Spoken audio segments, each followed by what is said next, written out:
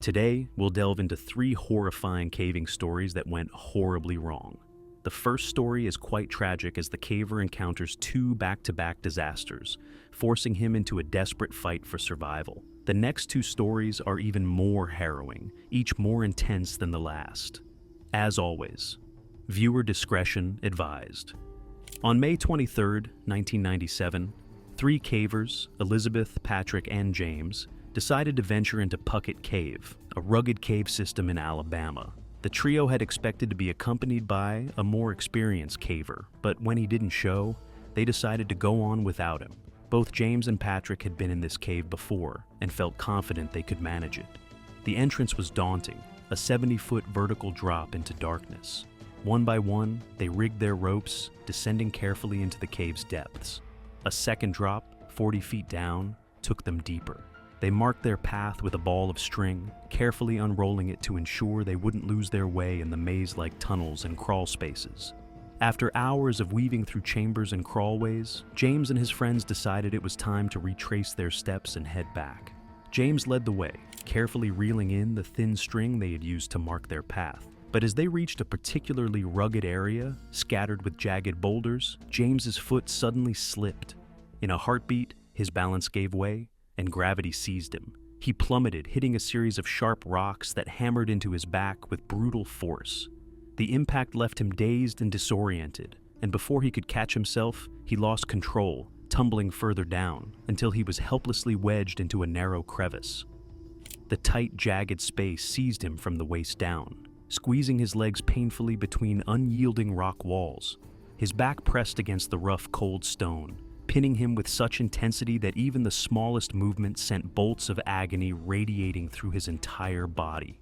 He tried to shift, but every attempt left him gasping in pain, his breath quick and frantic. The unrelenting pressure and stabbing pain immobilized him, leaving him trapped and helpless, unable to escape or even find a position that offered the slightest relief. The impact, with a sickening crack, was loud enough to send chills through Elizabeth and Patrick. It was the kind of sound that signaled they'd just entered a caving nightmare. They rushed toward him, their footsteps quick yet cautious, fearing what they might find. When they saw him wedged in the narrow crevice, they briefly considered attempting a self-rescue. However, their initial hope for a quick rescue quickly faded as they took in his condition. They knew that even the smallest mistake could worsen his injury, possibly a spinal fracture, leaving them haunted by the weight of a wrong decision. So, they stopped, breathing heavily, their minds racing for a plan that could save James without causing him further harm. As for James, he was acutely aware of every ache, each bruise and scrape, and the throbbing, relentless pain in his back. He felt completely immobilized, trapped in a tightening grip of stone and darkness. The more he tried to adjust, the more his body screamed in protest. Elizabeth and Patrick knew they had to get help. Patrick left to find assistance while Elizabeth stayed with James. Patrick navigated his way back, climbing up to the cave entrance, and finally reached the surface, where he called for rescue at 8:45 p.m. By 11 p.m., the first rescue team arrived at the cave entrance. Navigating their way through the narrow paths and crawlways, the rescuers reached James around 1 a.m. They could see Elizabeth panicking. It seemed as if she was on the brink of losing hope. Because by then, James's condition had worsened. His skin was pale, his face drawn tight with pain, and his body was shivering violently. He could barely speak, his words slurred as he struggled to stay alert in the cold.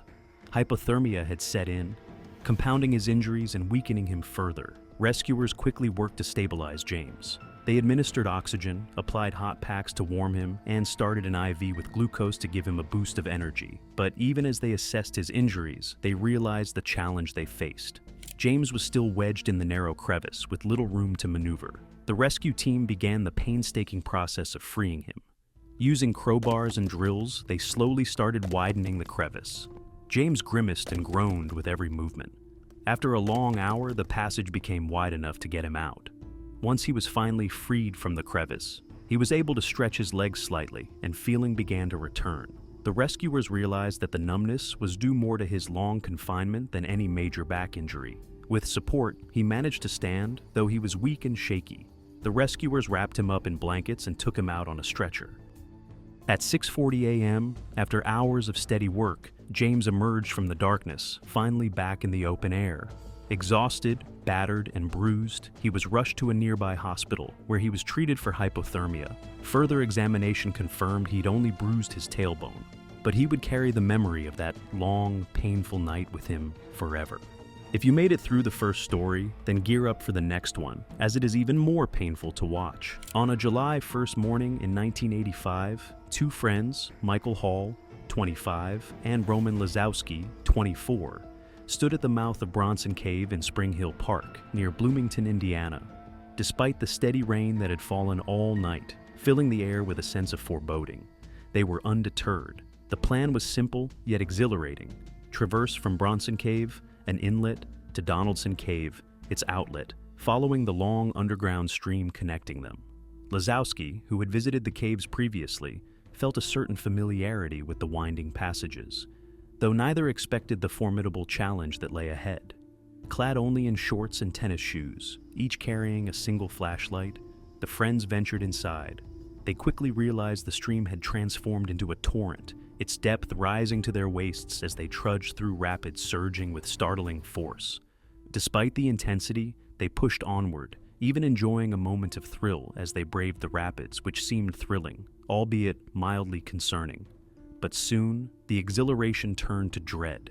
As they reached a section of the cave where the water raged with terrifying strength, they tried to turn back, only to find the flow too powerful to resist. The decision was made for them. They had no choice but to move downstream. Almost immediately, things spiraled out of control. Lazowski lost his footing, swept down the tunnel, but managed to grasp a narrow ledge. Calling out to Hall, he warned him of the danger. Hall attempted to follow, but was quickly overpowered by the rushing water, disappearing into the shadows with his flashlight barely visible, briefly sticking up above the water before he was battered against the walls by the sheer force of the flow. Lazowski clung to his ledge, his thoughts a dizzying swirl as he realized his friend was likely lost. Meanwhile, Hall, through sheer luck, was swept within reach of the Donaldson Cave entrance, where daylight cut through the darkness. Tumbling out of the water, he clung to a railing just beyond the entrance and pulled himself to safety. Disoriented and bruised, Hall stumbled to seek help, convinced his friend had drowned in the depths of the cave. For Lazowski, the ordeal had only just begun. With Hall gone, he knew he was utterly alone in the dank, frigid cave. He spotted a narrow crevice just above the water, with a meager 6-inch ledge that offered enough space to wedge himself in, and he climbed up, determined to survive. An ex-Marine with survival training, Lazowski reminded himself to stay calm, to fight off the creeping chill and mounting exhaustion. The cave air was a bone-chilling 54 degrees, and the ever-present dampness seemed to pull the warmth from his body, minute by minute. Time passed slowly, each second punctuated by Lazowski's effort to shift his weight, to find any position that would lessen the strain on his muscles. Unable to sleep for fear of slipping back into the rushing water below, he fought to keep his mind sharp, his body on alert.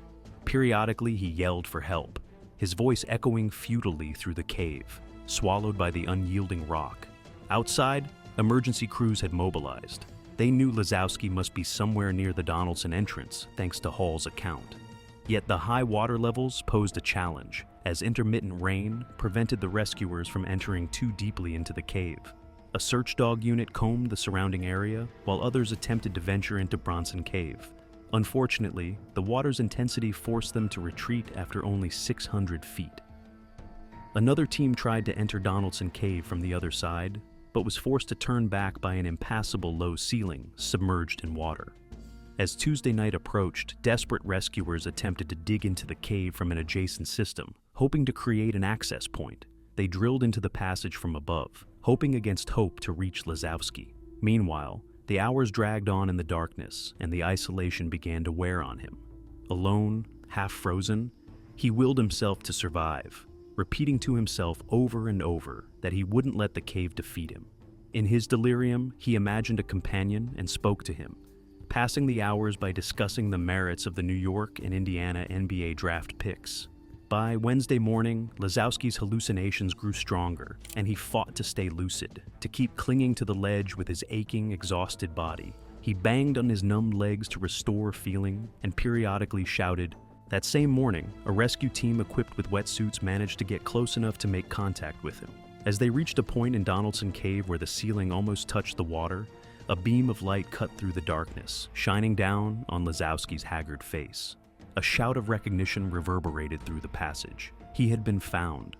Though the water was still dangerously high, the rescuers urged him to remain calm and hold on.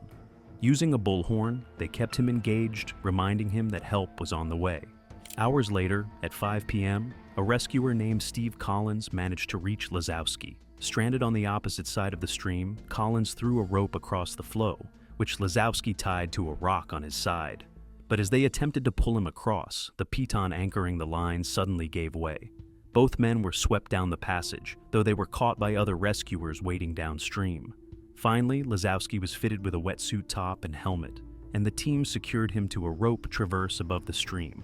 Inch by inch, they guided him to the cave entrance, where he emerged at 8 p.m., battered but alive. His ordeal had lasted a staggering 55 hours. He was rushed to the hospital, where doctors treated him for hypothermia, dehydration, and severe exhaustion. Yet, despite the trauma, he had survived, his spirit unbroken. This third story follows a series of events that we have never covered before. Caving is an activity known for its extreme risks and requires steady nerves, careful steps, and sharp judgment. The passageways are narrow and unforgiving, demanding clear minds and caution.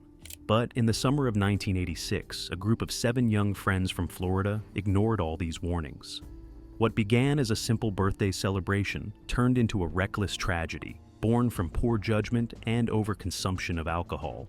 They had gathered to celebrate a friend's birthday near Bat Cave, a wild cave in Alachua County, Florida. After a sunny afternoon picnic, one of them had the idea to continue the festivities underground. A case of beer in tow, they ventured into the cave, unaware of the harsh fate awaiting one of their own. The cave welcomed them with its damp, earthy scent, and the faint fluttering of bats echoing in the distance. As they navigated through a narrow passage, the space suddenly opened into a room large enough for them to sit and relax, surrounded by walls of limestone. The laughter grew louder, bouncing off the cave walls, and with every sip, their sense of caution waned. One can after another, the beer flowed, and as they lost themselves in the celebration, reason slowly slipped away. Fueled by alcohol and a thrill-seeking spirit, they decided to keep exploring, venturing toward a narrow, water-filled passage known as a sump. With only one flashlight among them, they formed a chain, 3 of them holding on to one another, and carefully waded into the frigid water, guided solely by the dim light. It was a risky move, but their senses were dulled, and they pushed onward, laughing and joking as they splashed through.